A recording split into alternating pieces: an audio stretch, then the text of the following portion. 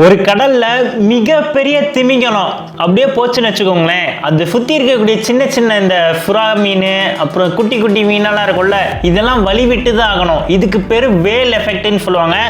Same இதே விஷயம் தான் இப்போ நம்ம கோலிவுட்ல நடந்துட்டு இருக்கு, அதாவது தமிழ் சினிமால நடந்துட்டு இருக்கு. ஜூலை 23 இந்த தேதியை தமிழ் சினிமால இருக்கக்கூடிய சினிமா ரசிகர்களால மறக்கவே முடியாது. ஏன் அப்படின்னா ஒரு மிகப்பெரிய படம் வரப்போகுது, ஜனநாயகன். நம்ம இளைய தளபதி முதலமைச்சர் சிஎம் விஜய் அவர்கள் நடிச்ச படம் ஜனநாயகன் வரப்போகுதுன்றது எல்லாத்துக்குமே தெரியும். இந்த படத்தை பொங்கலுக்கு ரிலீஸ் பண்ண விட்டுருந்தாலே ஏதாவது ஒரு ஃபேர்வெல் மூவி மாதிரி, சாதாரண ஒரு நடிகர்களுக்கு வந்து செலிப்ரேஷன் பண்ற கடைசி மூவி மாதிரி போயிருந்திருக்கும். ஆனா இது இவ்வளோ பஞ்சாயத்து பண்ணி கடைசியில முதலமைச்சர்ன்ற டைட்டில் கார்டை போட்டு படத்தை ரிலீஸ் பண்ண வச்சிட்டீங்களே, வேற லெவல் தான். இப்போ இந்த படம் திடீர்னு 23ஆம் தேதி ரிலீஸ் பண்றோம்னு அனௌன்ஸ்மெண்ட் பண்ணிட்டாங்கல்ல, இதனால அப்கமிங்கா வரக்கூடிய தமிழ் சினிமால ஆல்ரெடி காலண்டர்ல லிஸ்ட் போட்டு குறிச்சு வச்சிருந்தாங்க. இந்த படம்லாம் இந்த டேட்ல வரப்போகுது அப்படின்ற மாதிரி சொல்லியிருந்த படம் எல்லாமே பேக் அடிக்க ஆரம்பிச்சிட்டாங்க.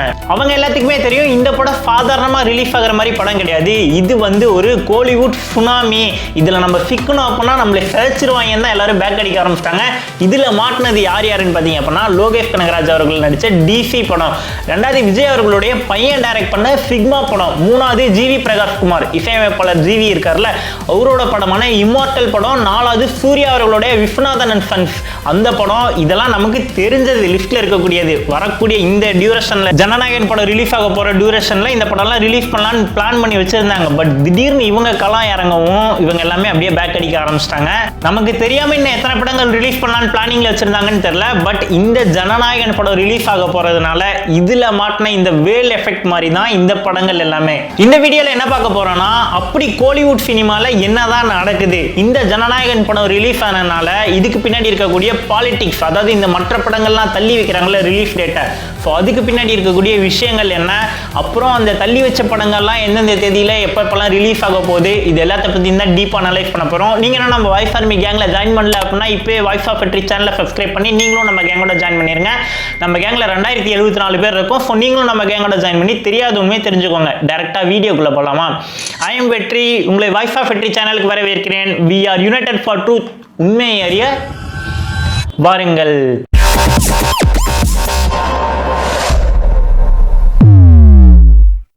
வணக்கம் பாய் ஃபர்மி. ஃபர்ஸ்ட் நம்ம ஜனநாயகன் படத்தை பத்தி பேசி ஆகணும். இது வந்து சாதாரணமா ஒரு நடிகரோட கடைசி படமா இருந்தது அப்படின்னா இதோட எதிர்பார்ப்பு வேற மாதிரி இருந்திருக்கும். ஆனா இந்த படம் ஒரு மாநிலத்தோட முதலமைச்சரோட படம்ன்றனாலே எதிர்பார்ப்பு வேற லெவல் எகிரி இருக்கு. அவர் அரசியல்ல முழு நேரமா இறங்குறதுக்கு முன்னாடி நடிச்ச கடைசி படம் தான் ஜனநாயகன் படம். ஸோ இந்த படத்தை வந்து ஒரு முதலமைச்சர் நடிச்ச படமா அது தமிழ்நாட்டிலேயே ரிலீஸ் ஆகுது அப்படின்றப்போ ஃபர்ஸ்ட்லாம் வந்து பராசக்தி கூட காம்படிஷன் அப்போ ஸ்கிரீனே கிடைக்காது, 45% தான் கிடைக்கும், மித்த 55% வந்து பராசக்திக்கு தான் ஒதுக்கும் அப்படின்ற மாதிரி எக்கச்சக்க பாலிடிக்ஸ் போயிட்டு இருந்தது. ஆனா இப்போ அவரு தான் முதலமைச்சர், அதனால 90% 95% தியேட்டர் உரிமையாளர்கள் என்ன தெரியுமா சொல்றாங்க, நாங்க ஜனநாயகனுக்கு தான் முன்னுரிமை கொடுப்போம்னு சொல்லிட்டு அவங்களாவே வாண்டடா சொல்றாங்க.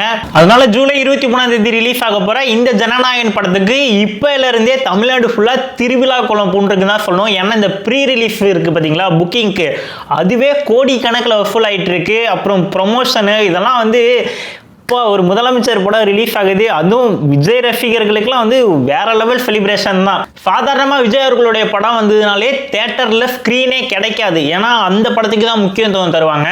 அதுவும் இந்த மாதிரி சுச்சுவேஷன்ல இவர் வந்திருக்காரு அப்படின்றனால இந்த டைம்ல ரிலீஸ் பண்ணலான்னு சொல்லிட்டு பிளான் பண்ண வச்சிருந்த நிறைய படங்கள், நான் ஆல்ரெடி சொன்ன மாதிரி இந்த 3-4 படங்கள் எல்லாமே ரிலீஸ் டேட்டை தள்ளி வச்சிருக்காங்க. ஜனநாயகன் படத்தை பொறுத்த வரைக்கும் இந்த ப்ரீ புக்கிங் டிக்கெட் எல்லாமே சேல் பண்றாங்க பாத்தீங்களா, அதோட கலெக்ஷனே 10 கோடி ரூபாய்க்கு மேல இப்போ வரைக்கும் கலெக்ஷன் ஆயிருக்கு. இது வந்து இப்போதான் ஓபன் பண்ண உடனே 10 கோடிக்கு போயிருச்சு. இன்னும் நமக்கு டைம் இருக்கு, ரிலீஸ் ஆகிறதுக்கு இன்னும் 2-3 நாள் இருக்கு இல்லையா. ஸோ இதுக்குள்ளார இன்னும் எதிர்பார்ப்பு இன்னும் ஹைப்ல போய்கிட்டே தான் இருக்கு. அதனால எவ்வளவு கோடிக்கு வந்து இந்த ப்ரீ புக்கிங்கோட கலெக்ஷன் அமௌண்ட் இருக்க போகுதுன்றதே தெரியல. அது மட்டும் இல்லாம தமிழ் சினிமாலேயே ரிலீஸ் ஆன முதல் நாள்லயே ஃபர்ஸ்ட் டே கலெக்ஷன் எந்த படம் அதிகமா இருந்துச்சுன்னா இப்போ லோகேஷ் கனகராஜ் அவர்கள் டைரக்ஷன் பண்ண தலைவர் ரஜினி அவர்கள் நடிச்ச கூலி படம் 151 கோடி ரூபாய் வசூல் பண்ணிச்சு ஒரே நாள்ல. அந்த ரெக்கார்டை இந்த படம் பிரேக் பண்ணுமா அப்படின்றதான் எல்லாத்தோட எதிர்பார்ப்புமாவே இருக்கு. நீங்க நம்ம முதலமைச்சர் விஜய் அவர்களுடைய படத்துக்கு போறதுக்கு ரெடி ஆயிட்டீங்களா, டிக்கெட் எல்லாம் புக் பண்ணிட்டீங்களா அப்படின்றத கீழே கமெண்ட் பண்ணுங்க. சரி, இப்போ நம்ம ரியாலிட்டிக்கு வருவோம். இந்த படம் ஜனநாயகன் படம் வந்ததுனால முதல் பலியாடு யாருன்னு பார்த்தீங்க அப்படின்னா லோகேஷ் கனகராஜ் அவர்கள் நடித்த டிசி படம். லோக்கி எல்சியூ மூலமா இயக்குனரா இருந்து இந்தியாவே திரும்பி பார்க்க வச்ச ஒரு மிக சிறப்பான டைரக்டர் முன்னொரு காலத்தில் இப்போ அப்படி இருக்காரான்னு கேட்டிங்க அப்படின்னா முக்காசி எல்லாம் ஃப்ளாப்பில் தான் போயிட்டுருக்கு. கதை ஒன்றும் செலக்ஷன் சரியில்லை, எப்போ பார்த்தாலும் வெட்டு குத்து அதுன்னு சொல்லிட்டு ஒரு மாதிரி போயிட்டு இருக்கு, கான்ட்ரவர்ஷியலான்னு சொல்லிட்டு அவ்வளோக்கு யாருக்குமே இன்ட்ரெஸ்ட் இல்லைன்னு வச்சுக்கோங்களேன். பட் அவரோட அந்த பீக் டைம் கைதி படம், அப்புறம் லியோ படம் வந்தப்போ இருந்தாலும் சரி, அப்புறம் விக்ரம் படம், அப்புறம் தலைநகரம், இந்த மாதிரி அவரோட ஸ்டார்டிங் இன்சியல் ஸ்டேஜில் கொடுத்த அந்த முதல் 4-5 படம் வேற லெவல் ஹிட்டாக அதை நம்ம ஒத்துக்கிட்டு தான் ஆகணும். ஆனால் அதுக்கப்புறம் வந்த படங்கள் எல்லாமே கொஞ்சம் எல்லாருக்கும் என்னாச்சுன்னா திருப்பி ரிப்பீட்டடாக ஒரே கான்செப்டாக இருக்க மாதிரி இருக்குது, எப்போ பார்த்தாலும் இந்த மாதிரி இருக்கே அப்படின்ற மாதிரி ஒரு மனநிலைமைக்கு போயிட்டாங்க. ஸோ அந்த சுச்சுவேஷனில் தான் லோக்கி என்ன பண்ணுறாரு, ஹீரோவாக இறங்குறாரு டிசி படத்து மூலமா. இதுலயும் அதே மாதிரி தான் இருக்கு. பட் இருந்தாலும் வந்து ஒரு ஸ்க்ரீனில் பார்க்குறோம்ல, ஒரு ஹீரோவாக பார்க்கும்போது நமக்கு ஒரு டிஃப்ரெண்ட் கான்செப்டாக இருக்க மாதிரி எல்லாத்தையுமே பிடிச்சி. பத்தாவது அனிருத் அவர்களுடைய மியூசிக் வேற, அந்த மியூசிக்கே வேற லெவல்னா அப்படின்னு ஏதோ ஒரு மியூசிக் போடுவார்ல, இப்போ உண்மையாக சொல்கிறேன், அல்டிமேட் தான். ராக் ஸ்டார் ப்ரூவ் பண்ணிட்டே இருக்காரு. ஸோ இந்த படமும் ஜூலை அப்போ தான் ரிலீஸ் பண்ணலான்னு சொல்லிட்டு ஆல்ரெடி எல்லாமே பிளான் பண்ணி வச்சுட்டாங்க. பட் ஜனநாயகன் இப்போ வர்றதுனால என்ன பண்ணிட்டாங்க அப்படின்னா அவங்களுக்கு நல்லா தெளிவாக புரிஞ்சு போச்சு, எப்படி இருந்தாலும் மக்கள் இவரோட படத்தை தான் போய் பார்ப்பாங்க. 3 வாரத்துக்கு நம்மளால் பொழப்ப நடத்த முடியாது, அதனாலேயே நம்ம வந்து படத்தை தள்ளி வச்சே ஆகணும், வேறு வழியே இல்லை. இவரு கூட காம்படிஷனுக்கு போனோம் அப்படின்னா ஃபுல்லாக இழுத்து மூடிறாங்க. ஹீரோ வேறு கலருங்கிறாரு, ஆல்ரெடி பேர் ரொம்ப நல்ல நிலைமையில இருக்குன்னு சொல்லிட்டு படத்தை வந்து ஆகஸ்ட் 7ஆம் தேதிக்கு தள்ளி வச்சுட்டாங்க. 2வது பலியாடு யாருன்னு பார்த்தீங்க அப்படின்னா ஜிவி பிரகாஷ்குமார் அவர்கள். அவரோட படம் இமோர்டல், அதுவும் வந்து இந்த ஜூலை மாதமே ரிலீஸ் பண்ணுற மாதிரி பிளான் பண்ணியிருந்தாங்க. ஸோ அவரும் ஓகே நமக்கு செட் ஆகாதுன்னு சொல்லிட்டு செப்டம்பர் 4ஆம் தேதி வரைக்கும் தள்ளி வச்சுட்டாங்க. ஜிவி அவர்களுடைய தரப்புலேருந்து அவரே ஒரு போஸ்டர் போட்டிருந்தார், என்னன்னா அண்ணன் வர்றப்ப நம்ம வழி விடுறது தான் கரெக்டு அப்படின்ற மாதிரி, மரியாதை நிமித்தமாக. இதை வந்து ஒரு பிஸ்னஸாக பார்க்காம ஒரு பெரிய படம் வருது, இவ்வளோ நாளாக அவர் இதில் இருந்திருக்காரு, ஒரு முதல் முன்னணி நடிகராக இருந்திருக்காரு. ஸோ அவருக்கு வந்து வழி விடுறது தான் நல்லதுன்னு சொல்லிட்டு அவராகவே கொஞ்சம் ஒதுங்கி வந்துட்டாரு. அந்த டீம் எல்லாமே கொஞ்சம் சமரசம் ஆயிட்டாங்க அப்படின்ற மாதிரி அவரே போட்டிருக்காரு. 3வது பலியாடு யாருன்னா சூர்யா அவர்கள் நடிச்ச விஸ்வநாதன் அண்ட் சன்ஸ் படமும் இதே மாதிரி ஜூலை ஆகஸ்ட் 1 அந்த வீக்ல வந்து அனௌன்ஸ் பண்ணிடலாம், ரிலீஸ் பண்ணிடலாம் அப்படின்ற மாதிரி பிளான்ல இருந்தாங்க. பட் அவங்களுக்கு ஒரு பேரிடியா வந்தது தான் இந்த ஜனநாயகன் படம். ஸோ அவங்களும் என்ன பண்ணிட்டாங்க அப்படின்னா அடுத்த மாதம் ஆகஸ்ட் 14ஆம் தேதி அவங்க படத்தையும் தள்ளி வச்சுட்டாங்க. ஆக மொத்தம் முதலமைச்சர் தளபதி விஜய் அவர்களுடைய மோதலுக்காக எந்த ஒரு படமும் இந்த ஜூலை எண்டா இருந்தாலும் சரி, ஆகஸ்ட் ஃபர்ஸ்ட் ஹாஃபா இருந்தாலும் சரி, எந்த படமும் தயாரா இல்லைன்னு நமக்கு தெளிவாக தெரியுது. பட் அங்கதான் ஒரு ட்விஸ்ட்ன்ற மாதிரி விஜய் அவர்களோட பையன் டைரக்ஷன் பண்ண சிக்மா படம், ஜேசன் சஞ்சய் ராய் எடுத்த சிக்மா படம் இருக்கு இல்லையா, அந்த டீம் வந்து இன்னமும் வந்து ரிலீஸ் டேட்டை வந்து சேஞ்ச் பண்ணவே மாட்டாங்க, இன்னமும் அதே டேட்ல தான் ஃபிக்ஸ் ஆயிருக்காங்க. ஜேசன் சஞ்சய் அவர்களுடைய முதல் இயக்குனர் படமான இந்த சிக்மா படத்தோட ரிலீஸ் டேட் எப்பன்னு பார்த்தீங்க அப்படின்னா ஜூலை 31 அவங்க ஆல்ரெடி எல்லா இடத்துலையும் ப்ரொமோஷன் பண்ணிட்டு தான் இருக்காங்க. மற்ற படங்கள்லாம் வழி விட்டு நகரும் போது இவரோட படம் மட்டும் இன்னும் அதே டேட்ல ஃபிக்ஸ் ஆயிருக்காங்க. இதை வந்து 2 விதமாக நம்ம அனலைஸ் பண்ணியே ஆகணும். முதல் ஆங்கிள் என்னன்னு பார்த்தீங்க அப்படின்னா அப்பாவோட படம் ஃபைனல் படம், சொல்லவே தேவையில்லை எந்த அளவுக்கு மக்கள் கொண்டாடுவாங்க, கண்டிப்பாக அது வெற்றி படமாக தான் இருக்குன்றதுல எந்த ஒரு சந்தேகமும் இல்லை. ஸோ அந்த பாசிட்டிவ் வைபை அப்படியே தூக்கி கொண்டாந்து சிக்மா படத்தில் வைக்கிற மாதிரி தான் இந்த கேப் பாருங்க, எவ்வளோ ஒரு 7 நாள் ஒரே வாரம் தான் டிஃப்ரெண்ட். ஸோ அந்த பாசிட்டிவ் வைப்பு அப்படியே இதுக்கும் வந்துடும்.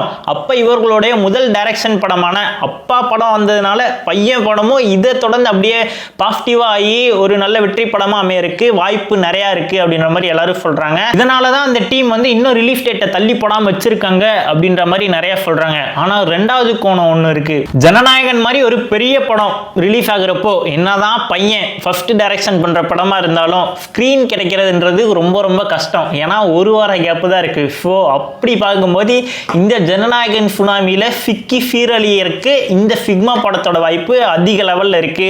ஸோ இவங்களும் பேக் அடிச்சு டேட்டை தள்ளி வைக்கிறதுக்கு தான் மெஜாரிட்டி அதாவது பாசிபிலிட்டி அதிகமாக இருக்குது அப்படின்ற மாதிரி எல்லாரும் சொல்லிட்டு வராங்க. நம்ம பொறுத்திருந்து பார்ப்போம் என்ன நடக்குதுன்றதை. மேக்ஸிமம் எல்லாரும் என்ன சொல்கிறாங்க அப்படின்னா, கண்டிப்பாக இந்த படமும் ஆகஸ்ட் மாதம் தான் தள்ளி போகிறதுக்கு வாய்ப்பு இருக்குது அப்படின்ற மாதிரி சொல்கிறாங்க. இதில் ஒரு இன்ட்ரெஸ்டிங்கான விஷயம் என்னன்னா, தன்னோட பையன் எடுக்கிற முதல் டைரக்ஷன் பண்ண படத்துக்கே அப்பாவே தடையாக இருக்காரு அப்படின்ற மாதிரி ஒரு இன்ட்ரெஸ்டிங்கான முரண்பாடுகள்லாம் இருக்குல்ல இந்த விஷயத்தில். அது கொஞ்சம் நல்லா பார்க்குறதுக்கு நல்லா இருந்தாலும் பார்ப்போம்.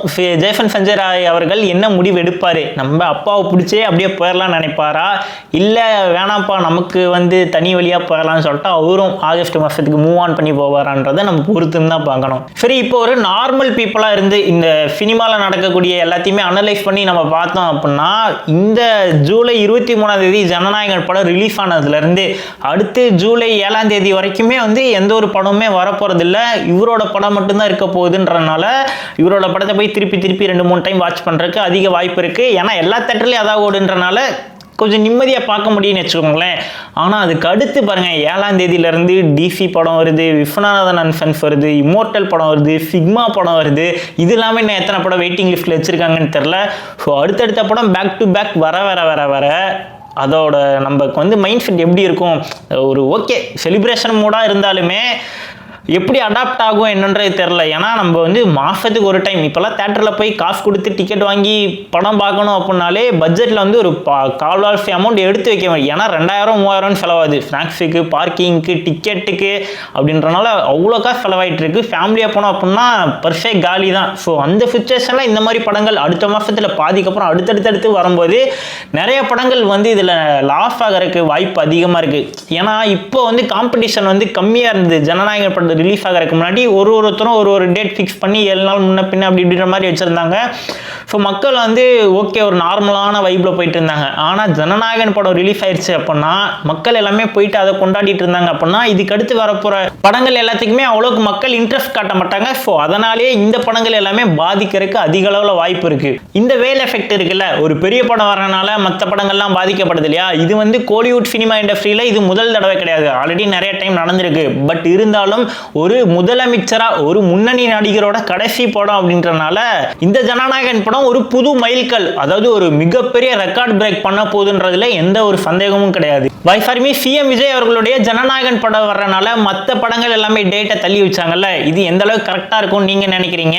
அப்புறம் ஜெய்ஃபன் சஞ்சய் இருக்காங்கல்ல, அவங்களோட சிக்மா படம் இந்த 31 தான் ரிலீஸ் பண்ணும் அப்படின்ற மாதிரி ஒரு ஃபிக்ஸ்டான மைண்ட் செட்ல இப்போ வரைக்கும் இருக்காங்க. அவங்க இன்னும் எந்த ஒரு அறிவிப்புமே தரல.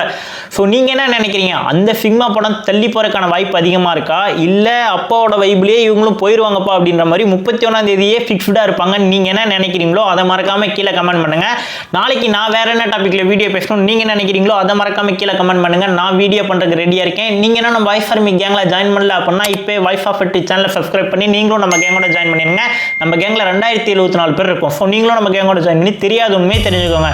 ஸோ வைஃப் ஆர்மி உங்க தட்டனை மறக்காம கீழே கமெண்ட் பண்ணுங்க. இப்போ நான் கிளம்புறேன். அது வரைக்கும் பாய்.